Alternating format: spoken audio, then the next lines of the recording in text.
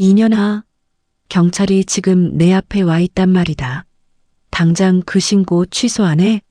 네가 시애미를 감방에 쳐넣으려고 작정을 했구나.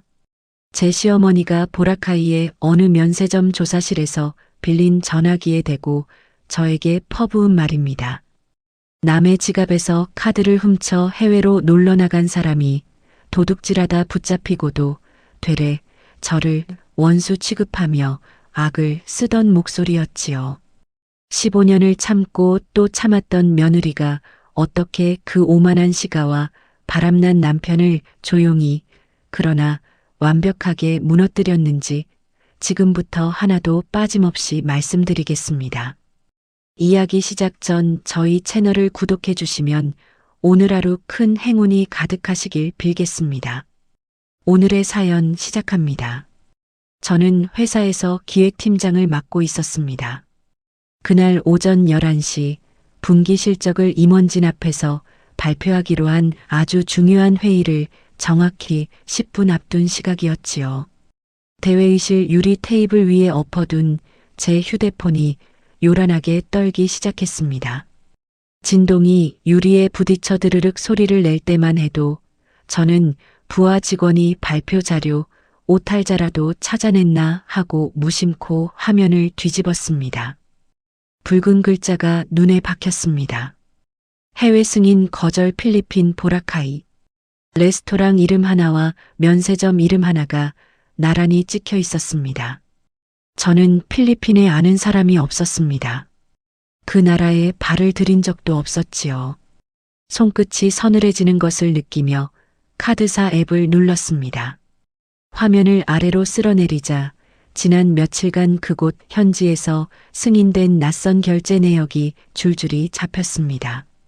랍스터 전문 식당, 고급 마사지숍, 리조트 부대시설, 하루에 수십만 원씩, 어떤 날은 100만 원이 넘는 금액이 제 이름으로 긁혀 있었습니다. 집 안방 화장대, 맨 아래 서랍, 낡은 갈색 지갑 하나가 거기 들어 있었습니다. 평소엔 쓰지 않는 비상용 개인 신용카드, 한도 2천만 원짜리. 저는 그 지갑이 지금 어떻게 되어 있을지 눈앞에 그려보았습니다. 아마 서랍은 열려 있고 지갑 속 카드 자리는 텅 비어 있겠지요. 이상하게도 심장이 뛰지 않았습니다. 오히려 아주 차분해졌습니다. 지난 몇 주간 제 안에서 무언가가 이미 다 타버려서 제만 남아 그런 것 같았습니다.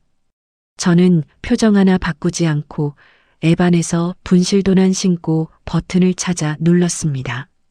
확인 창이 떴습니다. 해당 카드의 모든 결제가 즉시 정지됩니다. 계속하시겠습니까? 저는 망설이지 않고 예를 눌렀습니다. 딸깍 하는 짧은 진동과 함께 카드가 죽었습니다. 지금 이 순간 지구 반대편 어느 매장에서 제 카드를 긁고 있을 그 손은 조금 뒤 붉은 거절 화면을 마주하게 될 것입니다. 그게 누구인지 저는 이미 짐작하고 있었습니다. 10년 전만 해도 이런 아침을 상상조차 못했습니다. 그 무렵 제 남편 철민은 야근에 지친 저를 위해 밤마다 회사 정문 앞에 서 있던 사람이었으니까요. 캔커피 하나를 두 손으로 쥐고 제 몸을 데워주겠다며 겨울바람 속에서 발을 동동 구르던 남자. 사내 커플로 시작한 우리는 반지하에서 겨우 벗어난 낡은 빌라 전셋집에서 신혼을 시작했습니다. 돗배지를 함께 사다 나르고 서로 풀칠한 손을 마주보며 웃었지요. 벽지 무늬가 삐뚤어져도 그게 그렇게 좋았습니다. 우리는 그 좁은 방에서 미래를 그렸습니다. 그런데 제가 회사에서 실무 감각을 인정받아 대리, 과장, 팀장으로 빠르게 올라가는 동안 만년 대리 자리에 머문 남편의 눈빛은 조금씩 탁해져 갔습니다. 처음엔 축하한다고 말해주던 사람이었습니다. 그러다 언젠가부터 제 승진 소식에 입꼬리만 겨우 올리고는 술을 마시러 나가버렸지요. 제가 무슨 프로젝트를 따냈다고 하면 잘났다, 아주. 혼자만 잘 나가니까 그렇게 좋냐? 라고 툭 내뱉었습니다. 웃으며 한 말인 척했지만 그 안에 뾰족한 것이 박혀 있다는 걸 저는 알았습니다. 주말 세미나, 갑작스러운 팀 회식, 지방 출장, 남편이 새벽에 들어오는 날이 잦아졌습니다. 현관에서 신발을 벗을 때부터 제 눈을 피했지요. 술 냄새 사이로 낯선 향수 냄새가 섞여 있었던 밤을 저는 몇 번이나 기억합니다. 하지만 저는 묻지 않았습니다. 물어서 확인하는 순간 무너질 게 뻔한 가정을 조금이라도 더 붙잡고 싶었던 겁니다. 사랑으로 시작한 결혼이었으니까요. 그게 제 오래된 약점이었습니다. 몇 주 전 어느 밤을 떠올립니다. 남편이 골아떨어진 사이 저는 지하 주차장으로 내려가 그이의 차 문을 열었습니다. 블랙박스 메모리 카드를 손톱으로 딸깍 눌러 빼내던 그 서늘한 감촉이 아직도 손끝에 남아 있습니다. 그때는 손이 미세하게 떨렸습니다. 이걸 봐서 뭘 하려는 건지 스스로도 확신이 없었으니까요. 그저 진실이 알고 싶었을 뿐입니다. 그런데 지금 도난 신고를 막 끝낸 제 손에는 아무런 떨림도 없었습니다. 그 몇 주 사이에 저는 다른 사람이 되어 있었던 겁니다. 저는 화장대 서랍을 떠올리듯 눈을 한번 감았다 떴습니다. 그리고 휴대폰을 무음도 아닌 완전 진동 꺼짐으로 바꿔 재킷 안주머니 깊숙이 밀어 넣었습니다. 지금부터 1시간은 그 어떤 전화도 저를 흔들지 못하게 할 참이었습니다. 밀려오는 혐오감을 목구멍 아래로 꾹 눌러 삼켰습니다. 여기서 무너지면 지난 몇 주간 이 악물고 준비한 것들이 다 헛것이 됩니다. 책상 위에 놓인 발표용 레이저 포인터와 태블릿을 챙겨 들었습니다. 손바닥에 땀 한 방울 없었습니다. 저는 자리에서 일어나 복도로 나섰습니다. 벽면 거울에 제 모습이 비쳤습니다. 남색 정장, 흐트러짐 없는 옷깃, 창백하지만 단단한 얼굴. 저는 손끝으로 옷깃을 한번 쓸어내렸습니다. 15년 동안 시가의 예의를 지키느라, 남편의 얄팍한 자존심을 세워주느라, 친정에 손 벌리지 않겠다고 이 악물고 버티느라 저는 이 옷깃처럼 늘 반듯하게 저를 여며왔습니다. 오늘도 흐트러지지 않을 것입니다. 바로 그때 안주머니 속 휴대폰이 다시 떨리기 시작했습니다. 진동을 껐는데도 착각이 들 만큼 제 심장이 대신 뛴 것인지도 모르겠습니다. 저는 꺼내보지 않았습니다. 지금 저에게 전화를 걸 사람은 정해져 있었으니까요. 며칠 전 남편의 재킷 안주머니에서 툭 떨어졌던 보라카이 여행사 팸플릿, 면세점 할인 쿠폰, 그리고 화장대 서랍에서 사라진 제 카드. 이 세 가지가 지금 지구 반대편에서 하나로 이어지고 있었습니다. 제 시어머니는 평소 우리 집에 반찬을 갖다 준다는 핑계로 현관 도어록 비밀번호를 눌러 스스럼 없이 드나들던 분이었습니다.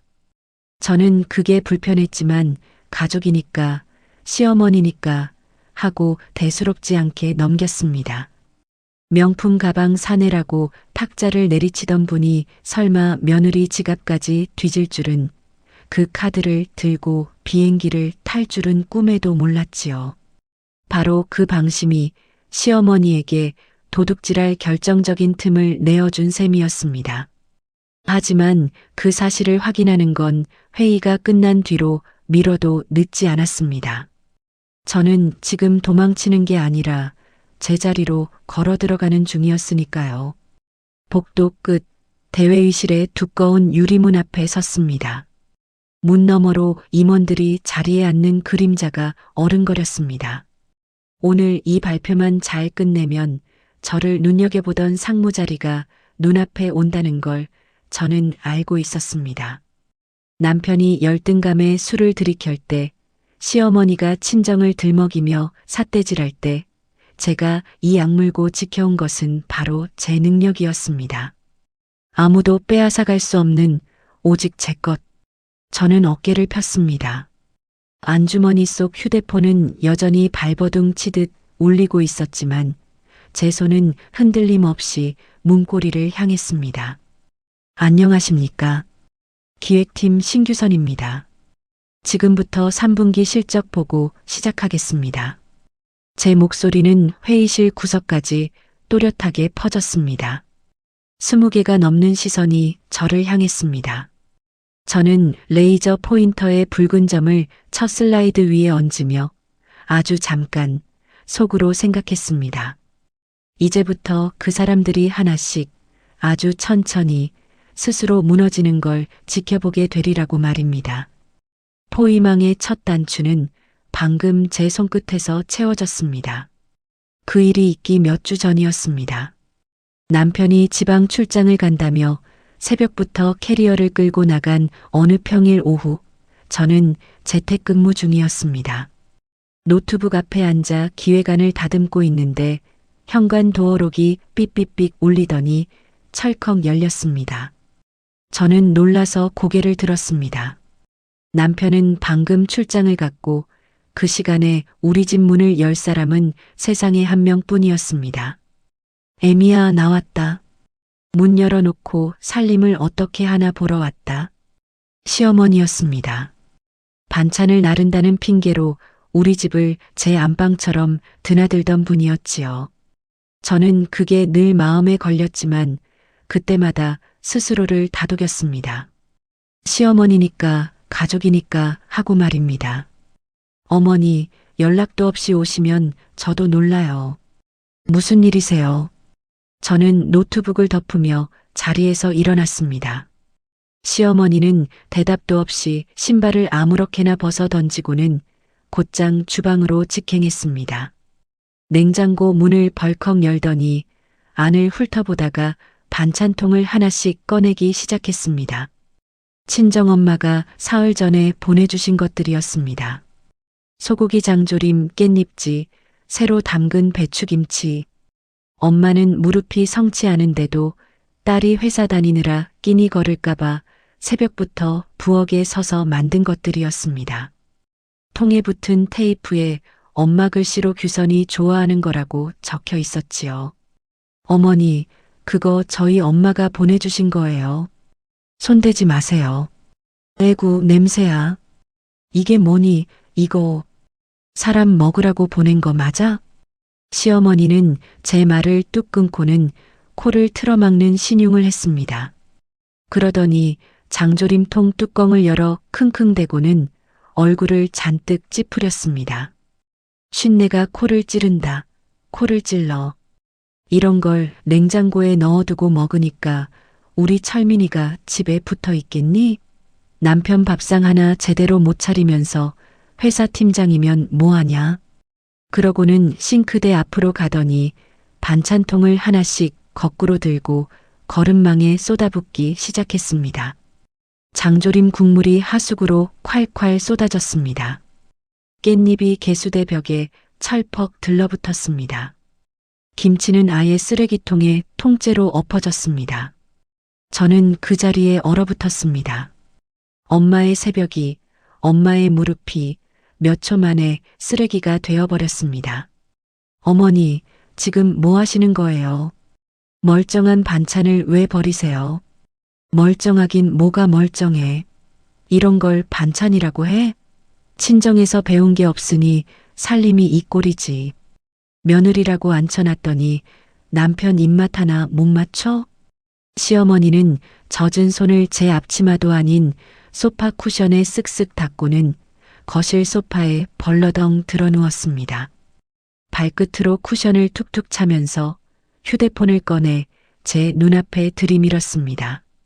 화면에는 어느 백화점 명품관에서 찍은 듯한 악어 가죽 가방 사진이 떠 있었습니다. 이거 봐라. 앞집 순자 며느리가 사줬다는 거다. 500만 원짜리래. 500만 원. 요앞 미숙이는 며느리가 크루즈 여행까지 보내줬다더라. 나는 며느리가 회사 팀장이라고 입이 닳도록 자랑했는데 가방 하나 못 받아봤다. 내가 동네에서 얼마나 창피한 줄 아니? 네가 내 체면을 아주 바닥에 처박은 거야. 어머니, 저 지금 대출 이자에 생활비까지 빠듯해요. 그런 큰 돈은 어렵습니다. 이자? 생활비? 팀장씩이나 되는 애가 CME 앞에서 돈 없다는 소리가 나오니 다 엄살이야. 내 친정에는 쓰고 시댁에는 아깝다 이거지. 딱 이거 하나만 사와. 이번 달 안에.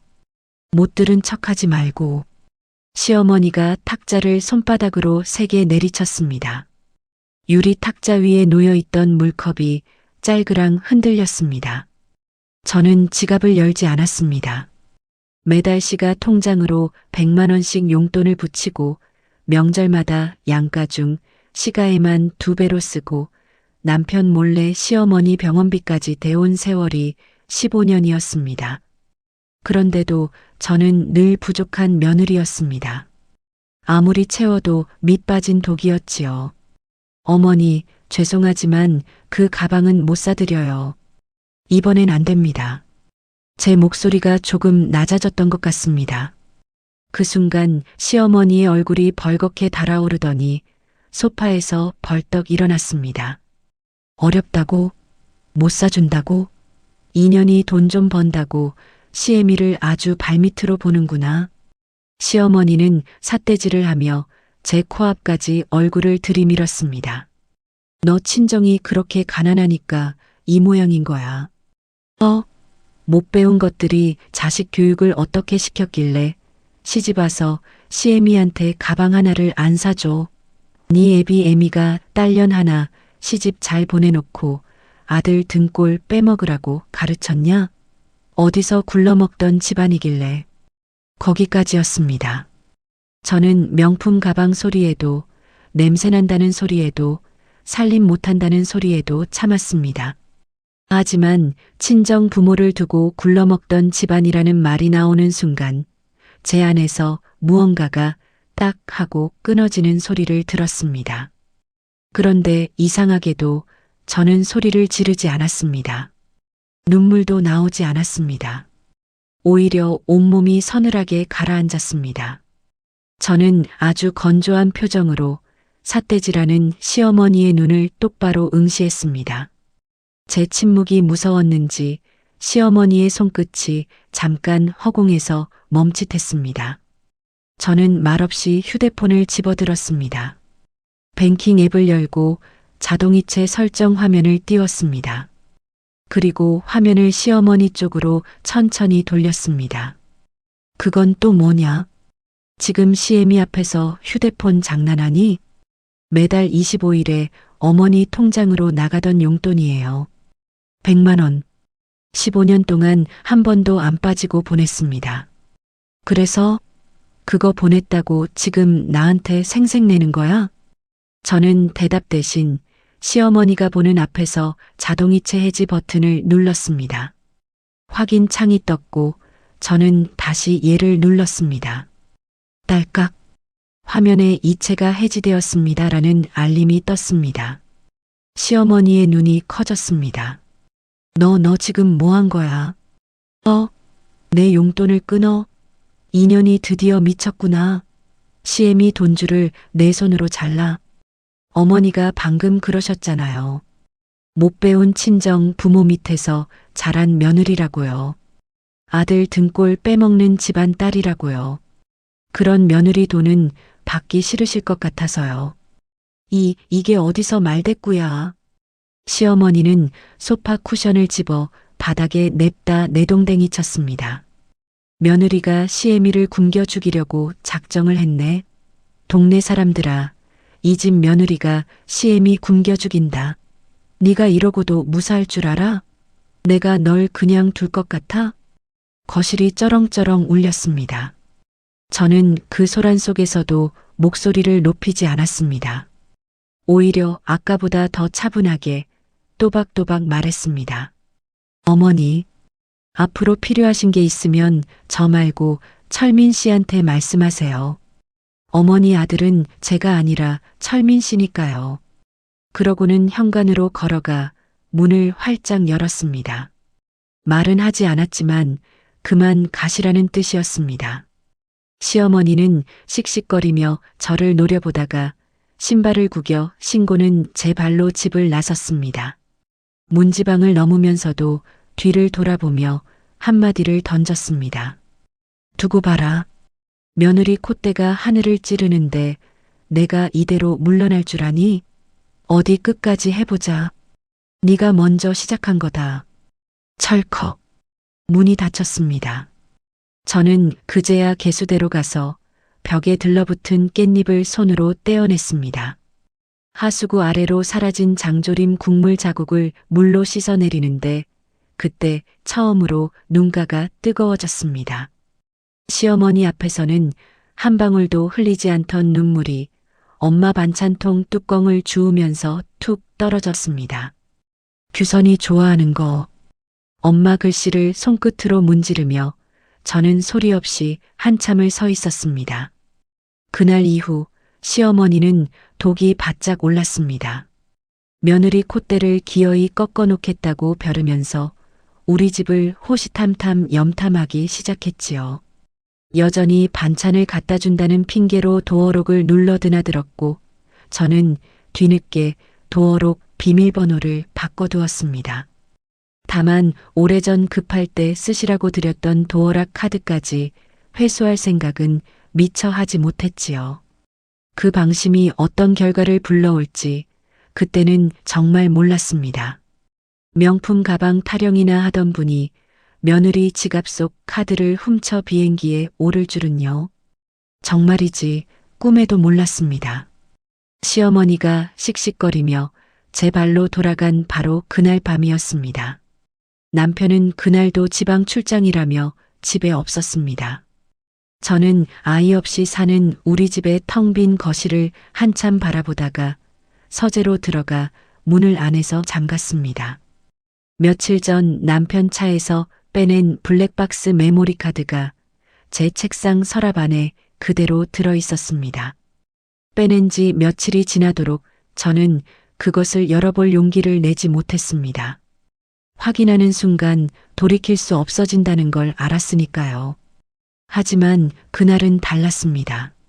친정 부모를 굴러먹던 집안이라 부르던 시어머니의 목소리가 아직 귓가에 남아 있었고 제 안에서 무언가가 이미 끊어진 뒤였습니다. 더는 미룰 이유가 없었습니다. 메모리 카드를 노트북에 꽂았습니다. 폴더 안에 날짜별로 영상 파일이 빼곡했습니다. 저는 가장 최근 날짜, 남편이 세미나라며 나갔던 밤의 파일을 열었습니다. 처음엔 그저 도로 화면과 방향 지시 등 소리뿐이었습니다. 딸깍 딸깍.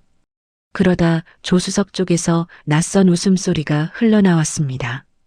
젊은 여자의 간드러진 웃음이었습니다. 어두운 서재 안이 그 소리로 가득 찼습니다. 오빠, 여기 좌회전이라니까. 아, 진짜 길치네. 이럴 거면 내가 운전한다고 했잖아. 됐어. 오빠가 데려다 줄게. 내 원룸 앞까지. 오늘은 내가 끝까지 챙길 거야. 남편의 목소리였습니다. 15년을 들어온 제가 모를 리 없는 목소리. 그런데 그 목소리가 낯설었습니다. 저에게는 한 번도 쓴 적 없는 나긋나긋하고 들뜬 말투였으니까요. 여자의 이름은 화면 밖 대화에서 금방 드러났습니다. 연희, 27, 남편 부서에 얼마 전 들어온 신입사원이었습니다. 신규 오리엔테이션 때 남편이 직접 교육을 맡았다며 회식 자리에서 웃으며 이야기한 적이 있었지요. 요즘 애들은 확실히 다르더라. 보고 있으면 재미있어. 면서요. 그때 제가 눈치챘어야 했는지도 모르겠습니다. 영상은 계속됐습니다. 어느 모텔 주차장에 차를 세운 두 사람이 차 안에서 나누는 대화가 고스란히 녹음되어 있었습니다. 자갈 밟는 발소리, 문 여닫는 소리 사이로 남편의 목소리가 또렷했습니다. 연희야, 오빠가 다 생각해놨어. 그 집, 아파트 명의만 정리하면 끝이야. 인테리어는 네가 원하는 대로 해. 화이트 톤으로 싹 바꿔줄게. 진짜? 오빠 말만 그렇게 하는 거 아니지? 근데 돈은? 오빠 그럴 돈 있어? 돈은 걱정하지 말라니까. 우리 와이프가 벌어놓은 게 얼만데. 어차피 내가 절반은 받아. 재산 분할이라는 게 있잖아. 그 여자 맨날 돈 버는 유세나 떠는 일 중독자야. 집에 오면 노트북만 붙잡고 있고 나 같은 남자가 옆에 있어줬으니까 그나마 그 정도 살았던 거지. 오빠 불쌍해라. 그런 여자랑 어떻게 살았어? 나 같으면 하루도 못 살아. 조만간이야. 조금만 기다려. 조만간 빈몸으로 내보내고 너랑 나랑 새로 시작하는 거야. 깨끗하게 갈라설 거니까 너는 아무 걱정하지 마. 오빠만 믿어. 저는 그 자리에서 숨을 멈췄습니다. 제가 새벽까지 노트북을 붙잡고 있던 건 이 집 대출을 갚기 위해서였습니다. 남편이 승진해서 밀릴 때마다 대신 벌어야 한다는 압박을 견뎌서였습니다. 시어머니 용돈, 병원비, 명절 비용까지 다 제 통장에서 나갔습니다. 그런데 그 돈으로 남편은 어린 여자와 새살림 견적을 맞추고 있었던 겁니다. 저를 빈몸으로 쫓아낼 계획을 세우면서요. 온몸의 피가 차갑게 식는 게 느껴졌습니다. 그런데도 저는 오열하지 않았습니다. 대신 노트북 화면의 파일 복사 중 진행률 창을 가만히 노려보았습니다. 12%, 43%, 78%, 초록색 막대가 차오르는 걸 보면서 제 머릿속은 오히려 얼음처럼 맑아졌습니다. 울고 매달릴 시간은 없었습니다. 울음은 나중에 얼마든지 울 수 있습니다. 지금 해야 할 일은 이 파일을 안전한 곳에 옮겨두는 것이었습니다. 저는 영상과 녹음 파일을 제 휴대폰으로 옮기고 클라우드에도 올렸습니다. 원본 메모리 카드는 남편이 눈치채지 못하도록 다시 차에 꽂아둘 참이었습니다. 며칠간 빠져있던 걸 알아채면 곤란하니까요. 복사가 끝나자 저는 노트북을 덮고 한동안 어둠 속에 앉아 있었습니다. 창밖으로 가로등 불빛만 흐렸습니다. 다음 날 오전 저는 회사에 반차를 냈습니다. 그리고 며칠 전부터 미리 예약해둔 이혼 전문 변호사 사무실을 찾아갔습니다. 사실 메모리 카드를 열어보기도 전에 저는 이미 상담 예약을 잡아두었던 겁니다. 남편의 향수 냄새와 피하는 눈빛만으로도 마음 한구석은 이미 알고 있었던 거지요. 신규선님 가져오신 자료 있으실까요? 지금부터 하나씩 확인해 보겠습니다. 머리가 희끗한 변호사가 안경을 고쳤으며 물었습니다. 저는 가방을 열어 프린트해온 블랙박스 녹취록과 남편 명의 계좌의 금융거래 내역서 뭉치를 테이블 위에 쏟아 놓았습니다. 종이가 차르르 미끄러졌습니다. 변호사는 녹취록 몇 장을 훑어보더니 잠시 말을 멈췄습니다. 음성 파일 원본도 가지고 계시죠? 원본이 있으면 훨씬 확실합니다. 휴대폰이랑 클라우드에 따로 저장해뒀습니다. 하나도 지우지 않았어요. 충분합니다. 이건 아주 명확한 유책 사유예요. 이 정도면 위자료와 재산 분할에서 상대방이 쉽게 빠져나가기 어렵습니다. 그럼 지금 바로 할 수 있는 조치는 뭐예요? 저는 더 기다릴 생각 없습니다. 변호사는 제 눈을 잠깐 들여다보더니 조금 놀란 듯한 표정을 지었습니다. 아마 이런 상담을 받으러 온 사람들은 대개 울먹이거나 손을 떨었을 텐데 저는 그러지 않았으니까요. 우선 상대방이 재산을 빼돌리지 못하게 막아야 합니다. 현재 거주 중인 아파트, 그리고 남편분 명의의 주거래 통장에 가압류를 걸 수 있습니다.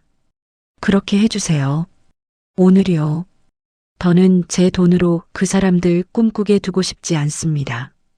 저는 그 자리에서 가압류 신청서에 도장을 찍었습니다. 우리가 함께 돛배지를 바르며 미래를 그렸던 그 마음이 이제는 붉은 인주가 되어 서류 위에 찍히고 있었습니다. 손이 떨리지 않았습니다. 변호사 사무실을 나와 집으로 돌아온 저는 남편이 주말 출장이라며 미리 챙겨둔 양복을 옷장에서 꺼냈습니다. 안주머니에 손을 넣어 뒤졌습니다. 무언가 빳빳한 종이가 잡혔습니다.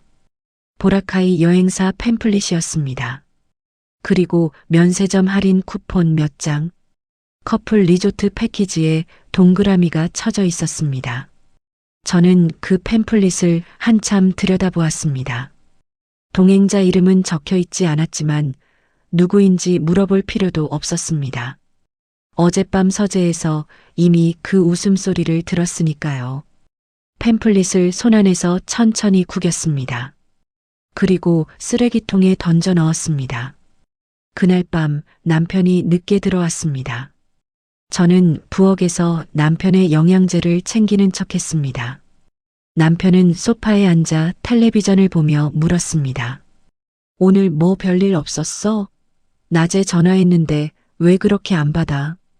저는 영양제 병뚜껑을 돌려 열며 남편 쪽으로 돌아섰습니다. 손끝 하나 떨리지 않았고 얼굴에는 아무것도 없었습니다. 응, 별일 없었어.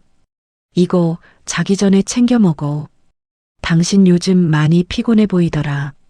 저는 알약을 남편 손바닥에 올려주며 그이의 눈을 똑바로 마주 보았습니다. 남편은 아무것도 눈치채지 못한 채 알약을 삼켰습니다. 제 속에 무엇이 준비되고 있는지 그 사람은 짐작조차 하지 못했습니다. 저는 물컵을 건네며 속으로 조용히 생각했습니다.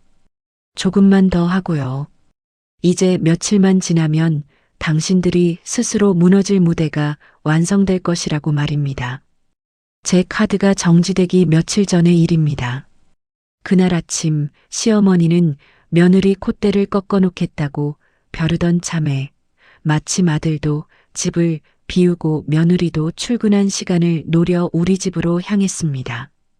나중에 조사 과정에서 다 드러난 일이지요. 시어머니가 도어록 앞에 서서 늘 쓰던 비밀번호를 눌렀는데 이번엔 빨간불이 뜨며 삐 소리가 났답니다. 며칠 전 제가 번호를 바꿔두었으니까요. 시어머니는 몇 번을 다시 눌러봤지만 문은 열리지 않았습니다.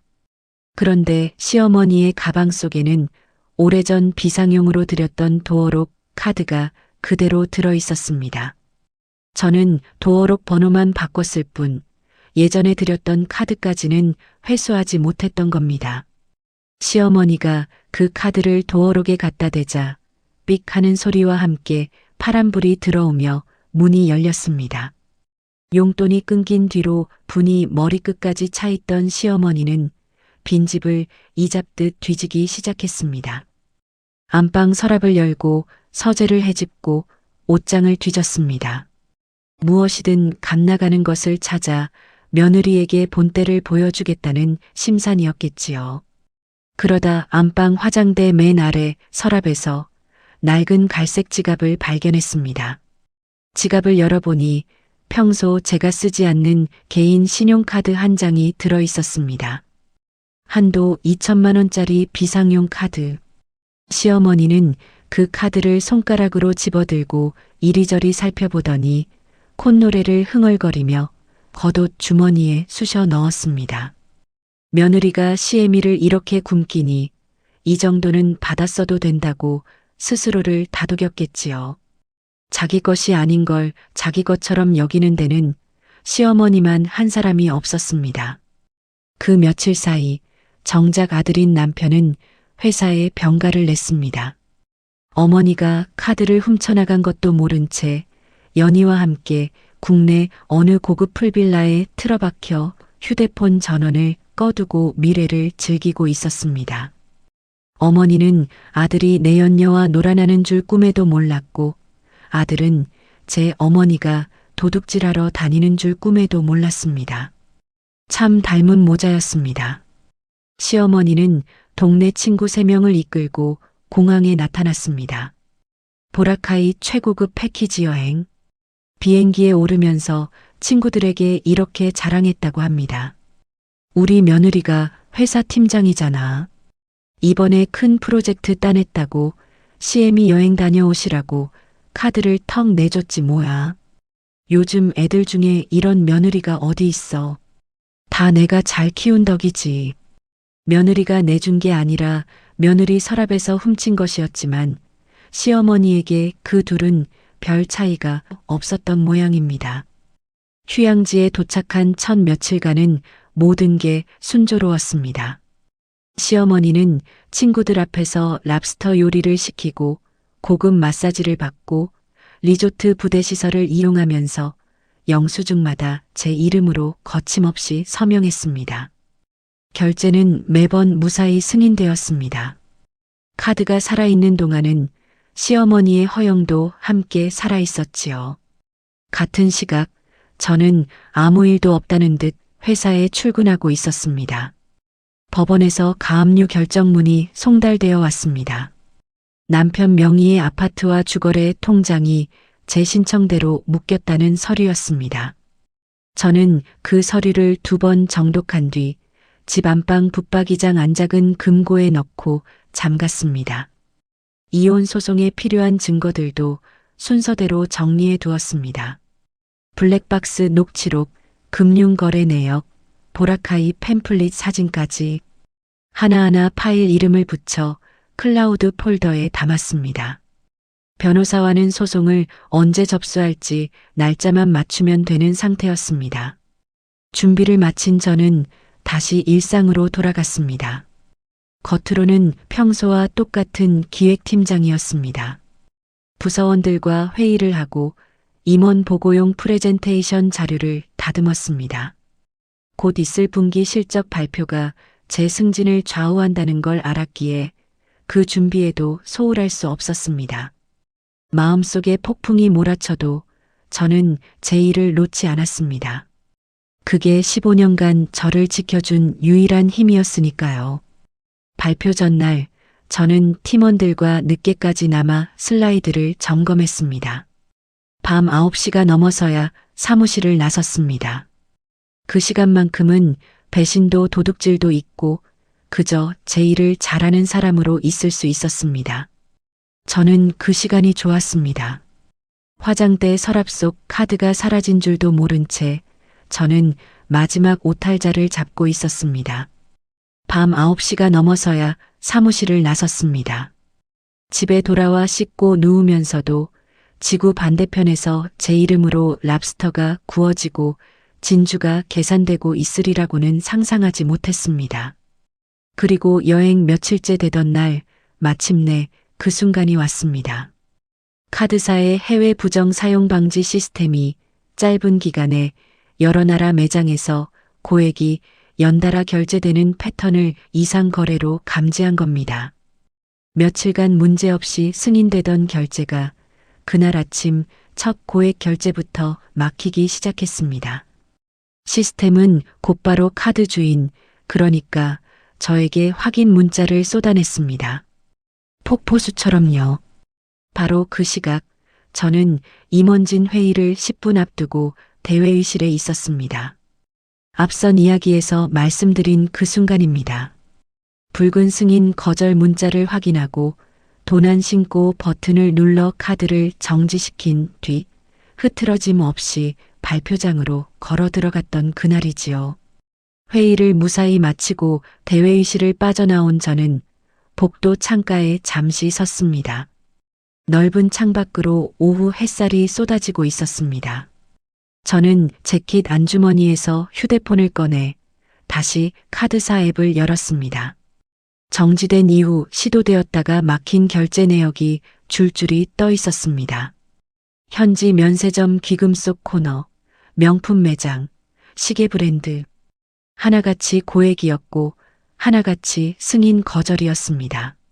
저는 손가락으로 화면을 천천히 쓸어내리며 하나하나 읽었습니다. 그러다 한 곳에서 손가락이 멈췄습니다. 어느 진주 목걸이 브랜드의 면세점 가맹점 이름. 시어머니가 평소에 그렇게 갖고 싶어 하던 진주였습니다. 명절 때마다 나도 진주 목걸이 하나 있었으면 소원이 없겠다고 노래를 부르던 바로 그 진주. 그 이름이 결제 실패 내역에 찍혀 있는 걸 확인한 순간 저는 모든 걸 확신했습니다. 카드를 훔쳐간 사람은 시어머니였습니다. 의심할 여지가 없었습니다. 남편은 그 며칠간 국내에 있었고 진주에 그토록 집착한 사람은 시어머니뿐이었으니까요. 저는 짧게 숨을 내쉬었습니다. 배신은 이제 두 겹이 되어 있었습니다. 남편의 불륜, 그리고 시어머니의 도둑질. 한 지붕 아래 두 사람이 서로 모른 채 저를 짓밟고 있었던 겁니다. 이상하게도 화가 치솟기보다 마음이 오히려 차분해졌습니다. 흩어져 있던 조각들이 하나의 그림으로 맞춰지는 느낌이었습니다. 저는 창유리에 비친 제 얼굴을 잠깐 바라보았습니다. 입가에 서늘한 미소가 번져 있었습니다. 웃을 일이 아닌데도 웃음이 나왔습니다. 사냥감의 목을 조일 포위망의 마지막 단추가 방금 시어머니 손으로 채워진 셈이었으니까요. 저는 휴대폰을 다시 주머니에 넣고 엘리베이터 버튼을 눌렀습니다. 아래로 향하는 화살표에 불이 들어왔습니다. 문이 열리기를 기다리며 저는 마음속으로 조용히 반격의 신호탄을 쏘아 올렸습니다. 이제 하나씩 갚아줄 차례였습니다. 카드 도난 신고가 접수되고 정확히 1시간 뒤였습니다. 지구 반대편 보라카이의 어느 대형 면세점 귀금 속 코너에서 시어머니는 잔뜩 들뜬 얼굴로 서 있었습니다. 이 장면은 나중에 시어머니 친구들의 이야기와 현지 조사 내용을 통해 제가 다 전해 들은 것입니다. 며칠 내내 아무 문제 없이 긁히던 카드였습니다. 시어머니는 그 카드를 철석같이 믿고 있었지요. 500만 원짜리 진주 목걸이를 목에 걸고 거울 앞에서 이리저리 돌려보며 흡족해 했답니다. 친구 셋이 옆에서 곱다 고아하고 부추기니 시어머니의 어깨가 한껏 올라갔겠지요. 며느리 덕에 이런 것도 다 걸어본다며 카드를 당당하게 계산대에 내밀었습니다. 그런데 결제기 화면에 붉은 글자가 떴습니다. 분실도난 카드 거래 정지. 직원이 카드를 다시 긁었지만 화면에는 똑같은 경고가 떴습니다.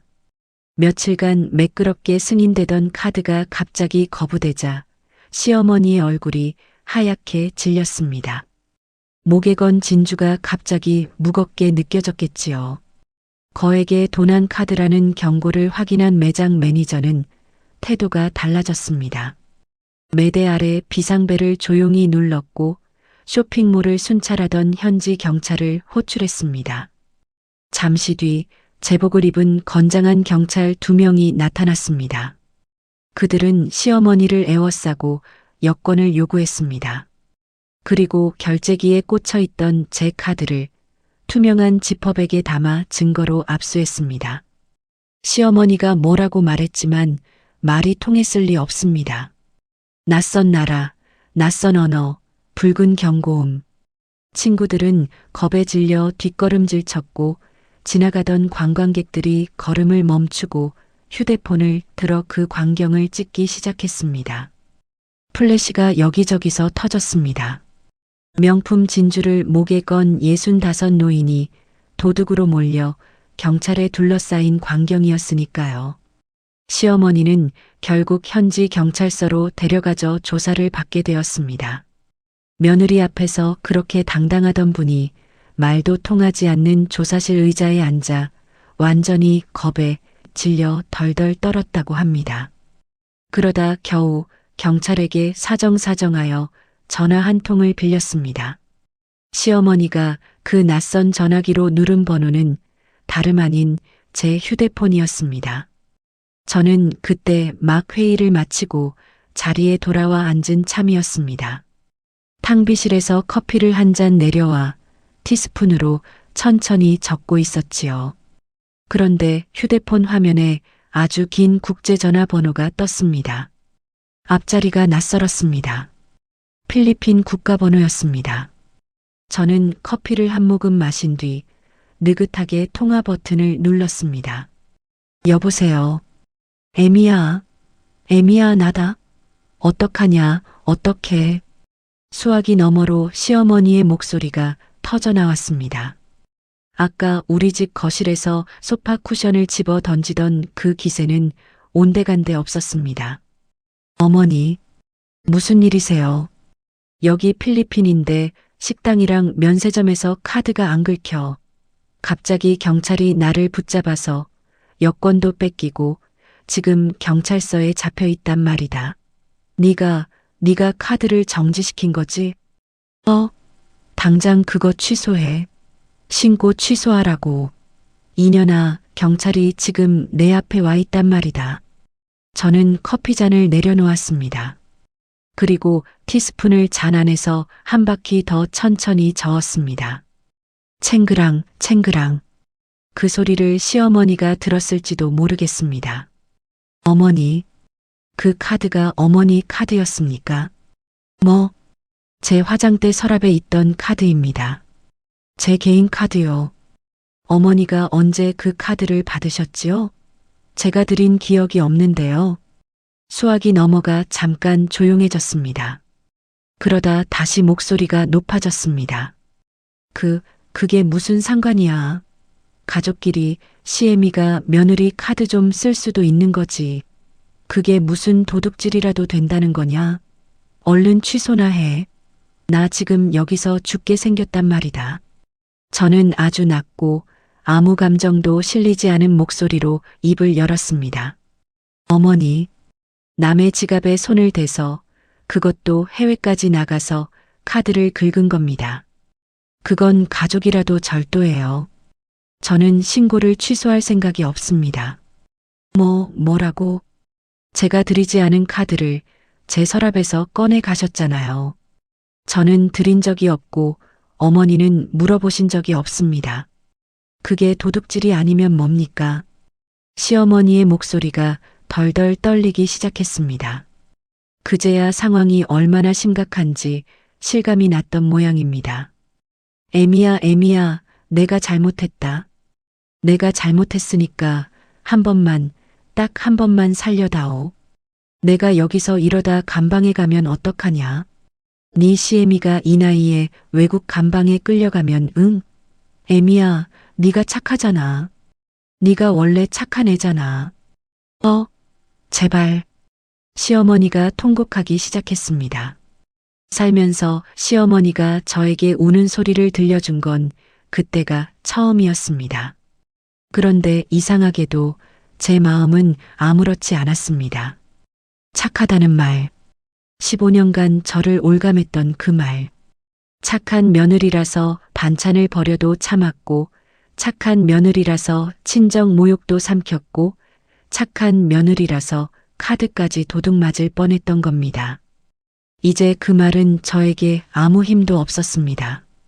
저는 화면 아래 붉은색 종료 버튼에 손가락을 가져다 댔습니다. 그리고 마지막으로 한마디를 남겼습니다.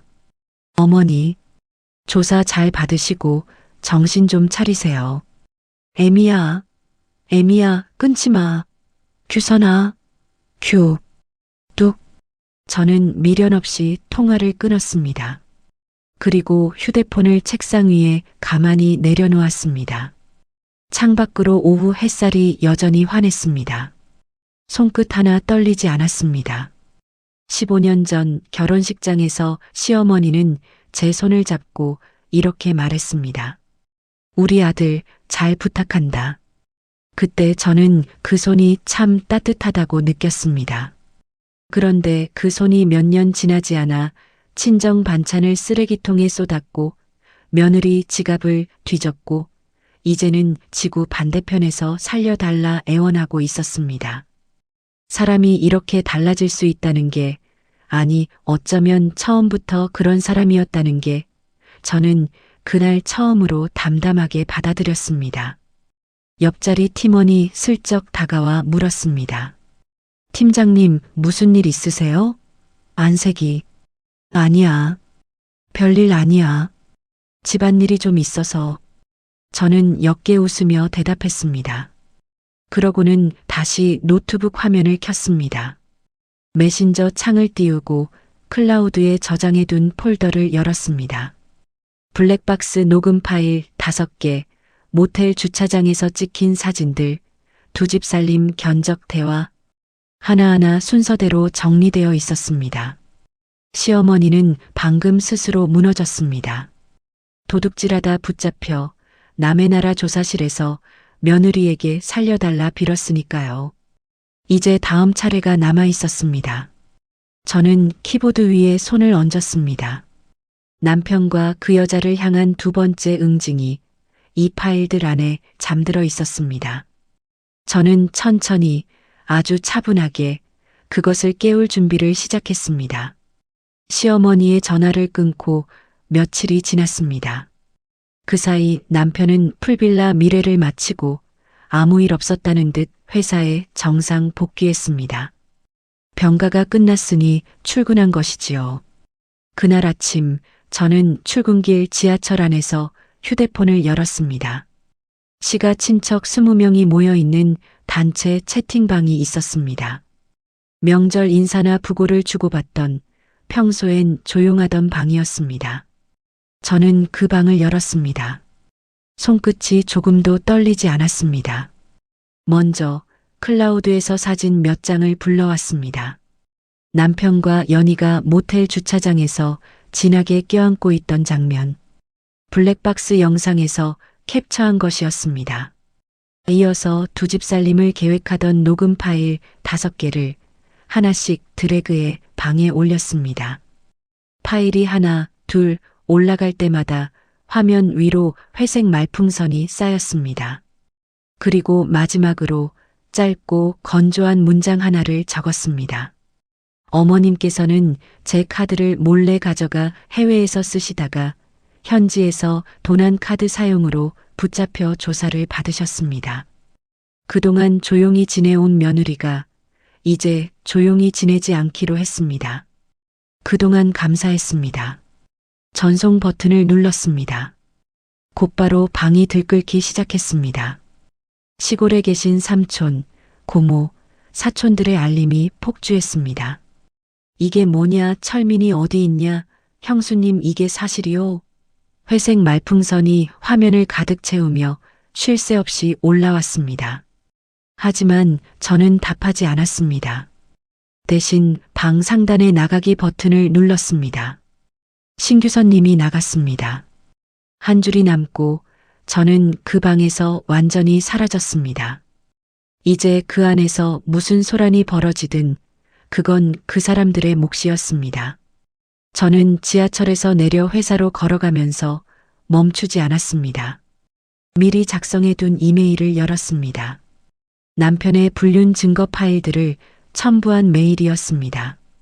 받는 사람 칸에는 사내윤리위원회 주소가 적혀 있었습니다.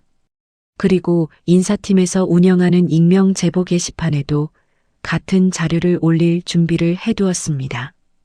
우리 회사는 사내 연애를 금지하지는 않았지만 기혼자가 부하 직원과 부적절한 관계를 맺고 그로 인해 업무에 지장을 주는 건 명백한 징계 사유였습니다. 특히 남편은 연희의 오리엔테이션 교육을 직접 맡았던 사람이었습니다. 교육 담당자와 신입사원. 그 관계가 어떤 의미인지 인사팀이 모를 리 없었습니다. 저는 회사 로비에 들어서기 직전 벤치에 잠깐 앉아 심호흡을 했습니다. 그리고 윤리위원회 메일의 전송 버튼을 이어서 익명 게시판의 등록 버튼을 눌렀습니다. 2번의 클릭. 그걸로 끝이었습니다.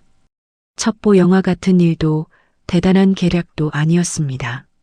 그저 진실을 담은 파일을 봐야 할 사람들에게 보낸 것뿐이었지요. 같은 시각 남편은 구내식당에 있었습니다. 나중에 여러 사람의 입을 통해 전해 들은 광경입니다.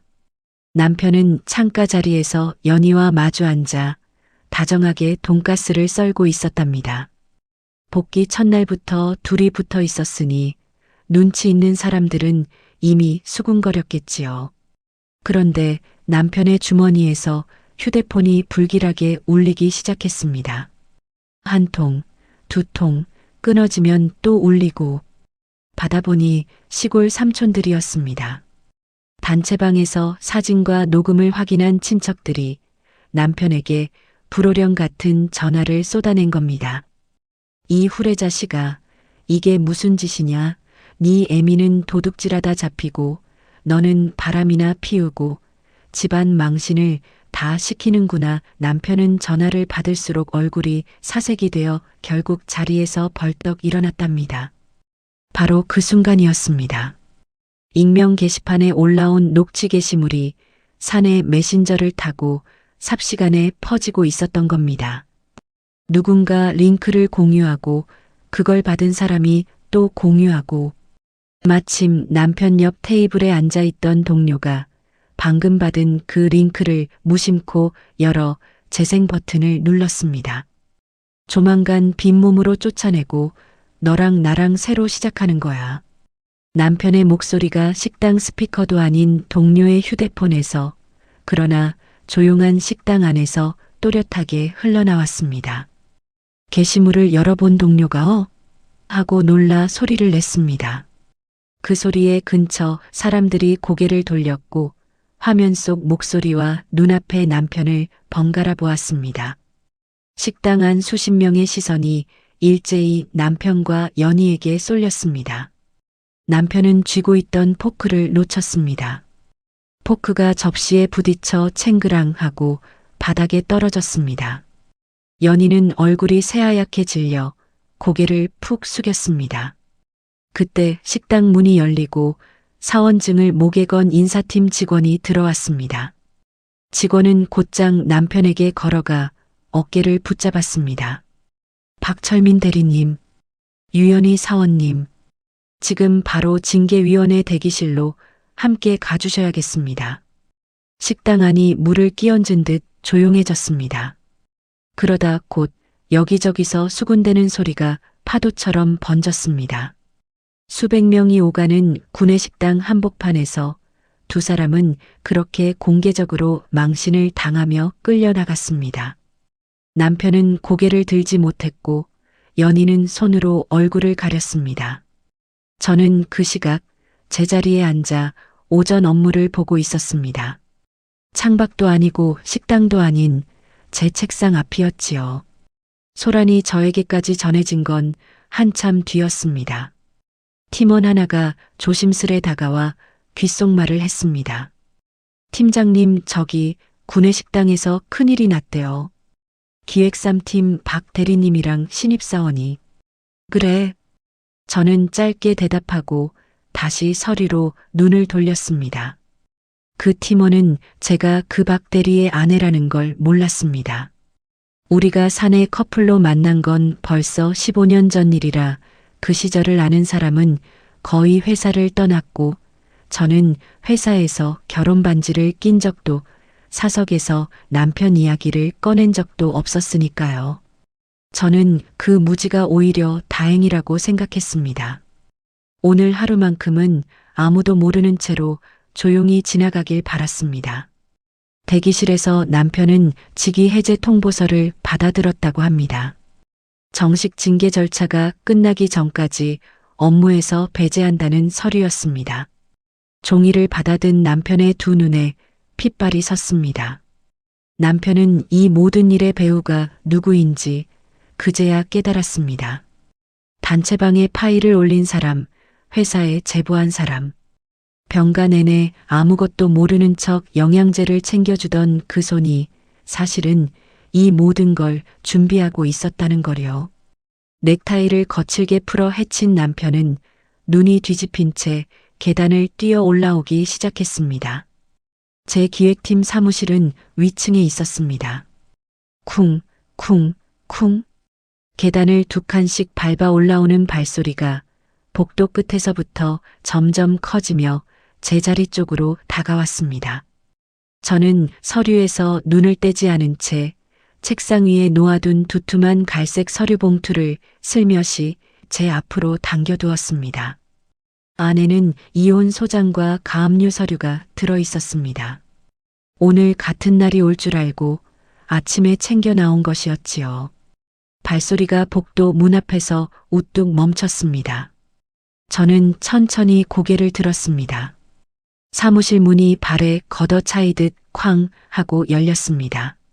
남편이 씩씩거리며 들어와 제 책상 앞을 가로막고 섰습니다. 넥타이는 풀어 헤쳐져 있었고 얼굴은 벌겋게 달아올라 있었습니다. 사무실에 있던 팀원 몇이 놀라 고개를 들었습니다. 신규선, 너 지금 나한테 뭐 한 거야? 남편은 제 이름을 내뱉었습니다. 집에서도 회사에서도 서로 이름을 부른 적 없던 사람이 처음으로 제 이름 석자를 그렇게 씹어뱉었습니다. 내가 뭘 했는데? 저는 자리에 앉은 채 조용히 되물었습니다. 내 인생 이렇게 만들어 놓고, 나 직위 해제됐어. 파면 절차 들어간다더라. 네가 회사에 다 뿌렸지? 네가 우리 엄마 신고했지? 엄마 지금 필리핀에서 어떻게 됐는지 알아? 너 때문에. 네가 내 커리어랑 우리 엄마 인생 어떻게 책임질 거야? 적반하장이었습니다. 바람을 피운 것도, 제 돈으로 새살림을 계획한 것도, 어머니가 카드를 훔친 것도 다 그 집안 사람들이 한 일이었습니다. 그런데 남편은 그 모든 책임을 저에게 떠넘기며 팔을 뻗어 제 정장 재킷의 멱살을 잡으려 했습니다. 15년을 함께 산 남편이 처음으로 저에게 손을 뻗은 순간이었습니다. 저는 의자를 뒤로 밀며 가볍게 몸을 틀어 그 손을 피했습니다. 남편의 손은 허공을 움켜쥐었습니다. 저는 자리에서 일어나면서 책상 위에 놓아두었던 두툼한 갈색 서류 봉투를 오른손으로 꽉 쥐었습니다. 안에 든 이혼 소장과 가압류 서류의 무게가 손바닥에 묵직하게 느껴졌습니다. 그리고 저는 그 봉투를 잇는 힘껏 휘둘렀습니다. 허공을 가르는 소리와 함께 두꺼운 서류 봉투가 남편의 뺨을 철썩 후려쳤습니다. 둔탁한 소리가 사무실에 울렸습니다. 남편이 휘청하고 옆으로 비틀거렸습니다. 봉투가 터지면서 안에 있던 서류들이 차르르 바닥에 쏟아졌습니다. 이 기생충 같은 인간아. 저는 사무실이 쩌렁쩌렁 울리도록 또박또박 말했습니다. 목소리를 높이진 않았지만 그 안에 15년이 담겨 있었습니다. 내 돈으로 어린 여자랑 바람이나 피우면서 나를 빈몸으로 쫓아낼 계획을 세워 내가 새벽까지 일해서 갚은 대출로 그 여자 새집 인테리어 견적을 맞춰? 네가 사람이야? 네 엄마가 내 지갑을 뒤지는 동안 너는 어린 여자랑 풀빌라에 처박혀 있었잖아. 그러고도 지금 내 멱살을 잡으려고 손을 뻗어? 남편은 뺨을 감싸 쥔 채 바닥에 흩어진 서류를 내려다보았습니다. 그러다 그 종이들 사이에서 붉은 인장이 찍힌 서류를 발견했습니다. 가압류 결정문이었습니다. 남편은 떨리는 손으로 종이 한 장을 집어들었습니다. 이게 가압류? 우리 집이랑 내 통장이다. 응. 네 명의로 된 건 이미 다 묶였어. 아파트도 통장도. 네가 재산을 한 푼도 못 빼돌리게 며칠 전에 다 걸어뒀거든. 남편의 동공이 지진을 일으키듯 흔들렸습니다. 파면당해 직장을 잃고 재산은 묶이고 어머니는 외국 조사실에 붙잡혀 있고 며칠 사이에 자기가 딛고 서 있던 땅이 통째로 무너져 내린 걸 그제야 실감한 얼굴이었습니다. 바로 그 시각 아래층 징계 대기실에서는 연희가 우편물 하나를 받아들고 있었습니다. 두꺼운 내용 증명이었습니다. 뜯어보니 억대의 위자료를 청구하는 상간자 소송장이었습니다. 제가 변호사를 통해 미리 준비해 발송해 둔 것이었지요. 유부남인 줄 알면서도 관계를 이어온 사람에게 법이 묻는 책임의 무게였습니다. 소송장을 읽어 내려가던 연희는 한 가지 사실을 깨달았습니다. 청구 금액은 억대인데 정작 남편은 방금 재산이 전부 가압류된 빈털털이라는 것을요. 자기가 기대고 있던 남자에게 돈도 미래도 남아있지 않다는 걸 그제야 안 겁니다. 연희는 자리에서 벌떡 일어나 제 사무실로 뛰어 올라왔습니다. 그러고는 바닥에 서류를 깔고 앉아 있는 남편을 시궁창 쥐 보듯 노려보았습니다. 오빠가 나한테 뭘 했어? 재산 절반 받는다며, 새집 차려준다며. 근데 이게 뭐야? 나 지금 억대 소송 걸렸다고. 오빠 빈털털이라며. 오빠 때문에 나 회사도 잘리게 생겼어. 연희는 남편의 정강이를 발로 걷어찼습니다. 며칠 전까지 돈가스를 다정하게 썰어 먹던 두 사람이었습니다. 그런데 손해가 눈앞에 닥치니 연희는 한순간에 등을 돌렸습니다. 애초에 그 관계에 사랑이라 부를 만한 게 있었는지조차 저는 의문이 들었습니다. 연희야, 아니, 그게 아니라 다시 될 거야. 내가 다시. 남편은 연희에게 매달리려 했지만 연희는 그 손을 뿌리치고 온갖 험한 말을 퍼부었습니다. 두 사람은 제 사무실 앞 복도에서 서로에게 삿대질을 하며 진흙탕 싸움을 벌였습니다. 조금 전까지 함께 새 삶을 꿈꾸던 사이가 몇 분 만에 원수가 되어 있었습니다. 그러다 남편이 갑자기 방향을 틀어 제 쪽으로 몸을 돌렸습니다. 그러고는 복도 한복판에서 무릎을 꿇더니 바닥에 엎드려 제 바지가랑이를 붙잡았습니다. 규선아, 내가 잘못했어. 내가 미쳤었어. 딱 한 번만 봐줘. 소송 취하해주고 가압류만 풀어줘. 응? 우리 다시 나갈 데가 없어. 규선아. 며칠 전까지 저를 빈몸으로 쫓아내겠다던 사람이 이제는 제 바짓단을 붙잡고 매달렸습니다. 저는 그 손을 내려다보았습니다. 한때 겨울밤 캔커피를 쥐고 저를 기다려주던 손이었습니다. 그런데 이제는 그저 붙잡을수록 더러워지는 손일 뿐이었습니다. 저는 구두 앞코로 그 손을 차갑게 밀어냈습니다. 그리고 책상 위 전화기의 보안 요원 호출 버튼을 눌렀습니다. 팀장님, 무슨 일이십니까? 잠시 뒤 건장한 보안 요원 2명이 사무실로 들어왔습니다. 저는 눈짓으로 복도에 엉겨붙은 두 사람을 가리켰습니다. 두 사람 다 외부인입니다. 지금 근무 중인 사무실에 무단으로 들어와 소란을 피우고 있어요. 내보내주세요. 보안 요원들이 양쪽에서 남편의 팔을 붙들어 일으켰습니다. 남편은 발버둥 쳤지만 소용없었습니다. 연희도 함께 끌려나갔습니다. 두 사람은 끌려나가면서도 서로에게 욕설을 뱉었습니다. 결국 건물방, 분리수거장 옆으로 함께 내던져지듯 나갔다고 합니다. 사무실 안이 다시 조용해졌습니다. 저는 바닥에 흩어진 서류들을 하나하나 주워 모았습니다. 가압류 결정문, 이혼 소장. 필요한 원본은 이미 변호사에게 있으니 바닥에 떨어진 사본들은 구겨서 쓰레기통에 던져 넣었습니다. 그러고는 제자리로 돌아와 앉았습니다. 손끝이 조금 얼얼했지만 마음은 오히려 고요했습니다. 저를 걱정스레 쳐다보던 막내 팀원에게 저는 옅게 웃어 보였습니다. 놀랐지. 미안해. 이제 괜찮아. 그러고는 아무 일 없었다는 듯 다시 노트북을 켰습니다. 오후 회의 자료를 마저 검토해야 했으니까요. 제 인생의 가장 지저분한 부분이 방금 건물 밖으로 실려나갔고 이제 남은 건 제 삶을 다시 세우는 일뿐이었습니다. 그로부터 일주일 뒤였습니다.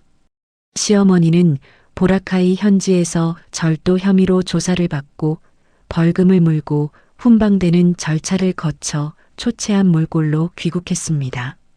함께 갔던 친구 셋은 이미 예정된 날짜에 먼저 돌아왔고 시어머니만 조사가 길어져 혼자 늦게 비행기에 올랐다고 합니다.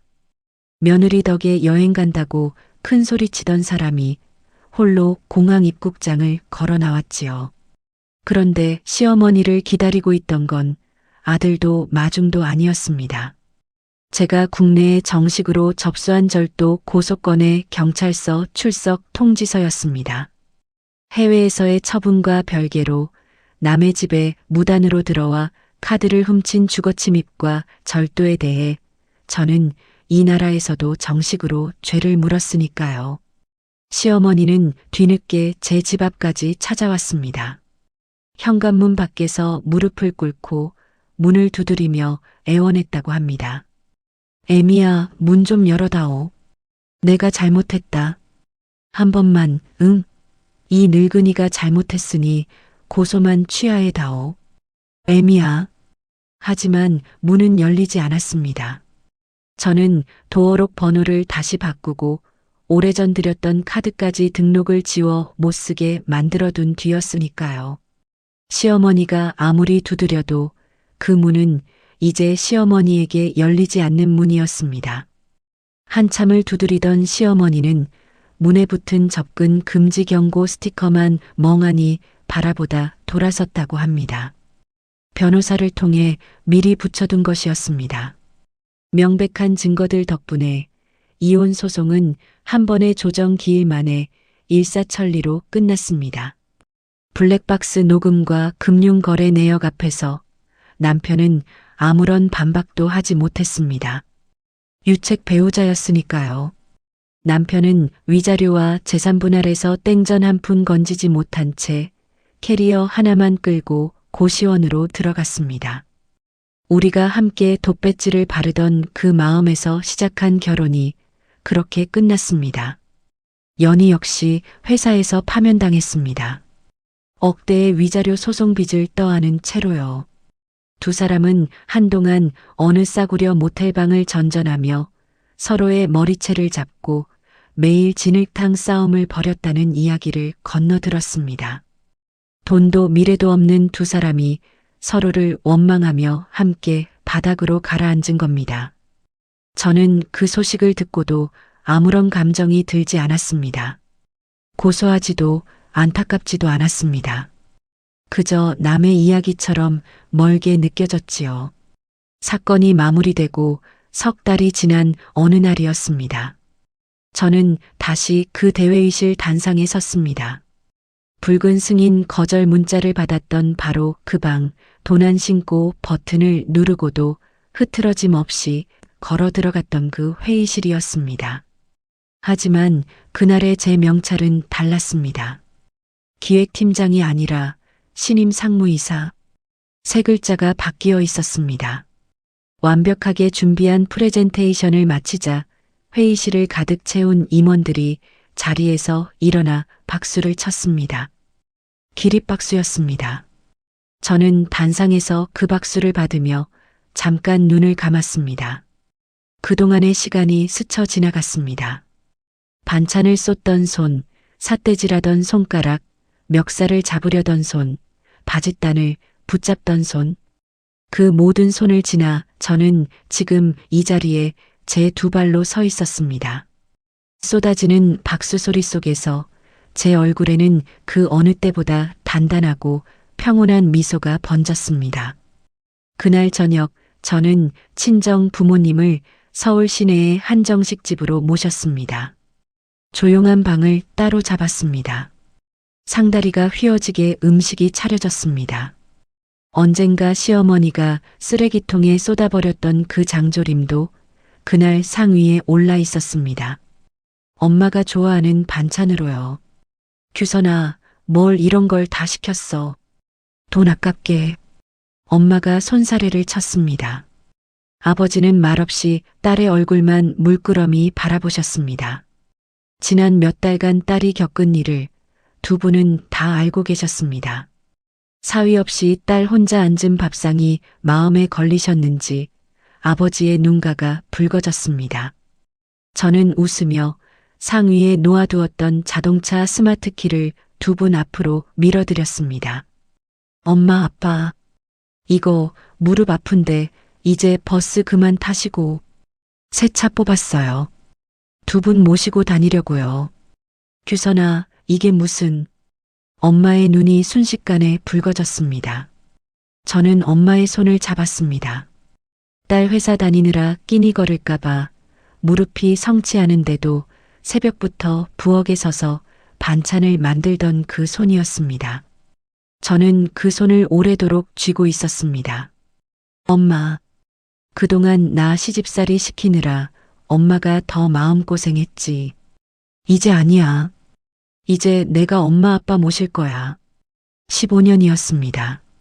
남편의 얄팍한 자존심을 세워줘야 한다는 강박, 시가에 억지로 예의를 지켜야 한다는 책임감, 친정에 손 벌리지 않겠다고 이 악물던 세월, 그 맹목적인 희생의 굴레가 이제 제 삶에 단 1g도 남아있지 않았습니다. 저는 그날 저녁 그걸 온몸으로 느꼈습니다. 식사를 마치고 두 분을 새 차에 태워 댁까지 모셔다 드린 뒤 저는 식당 앞에 잠깐 서 있었습니다. 쇼윈도 유리에 제 모습이 비쳤습니다. 구김살 하나 없는 정장, 반듯한 옷깃, 그리고 예전과는 다른 얼굴. 더는 참고 견디는 얼굴이 아니라 제 삶을 제 손에 쥔 사람의 얼굴이었습니다. 저는 문득 결혼 첫해 그 낡은 빌라 전셋집을 떠올렸습니다. 벽지 무늬가 삐뚤어져도 좋았던 시절. 그때 저는 사랑이 저를 지켜줄 거라 믿었습니다. 하지만 사랑은 변했고 가족이라 믿었던 사람들은 저를 짓밟았습니다.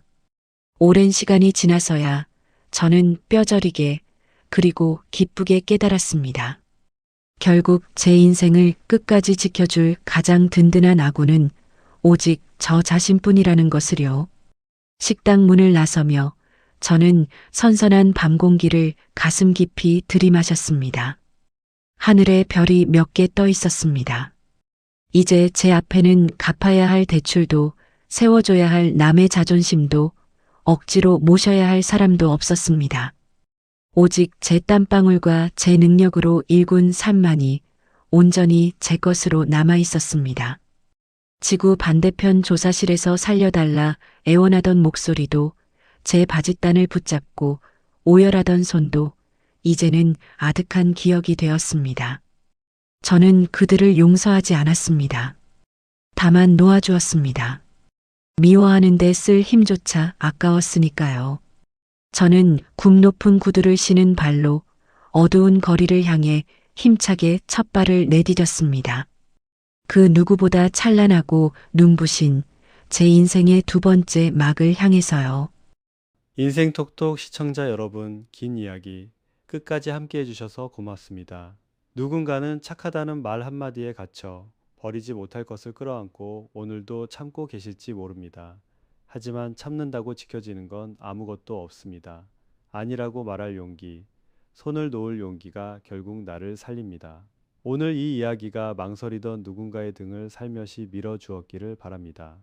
이야기를 끝까지 들어주셨다면 잘 들었다고 댓글 하나만 남겨주세요. 구독과 좋아요를 눌러주시는 모든 분들이 행복하시길 기원합니다. 오늘 함께 해주셔서 정말 감사합니다.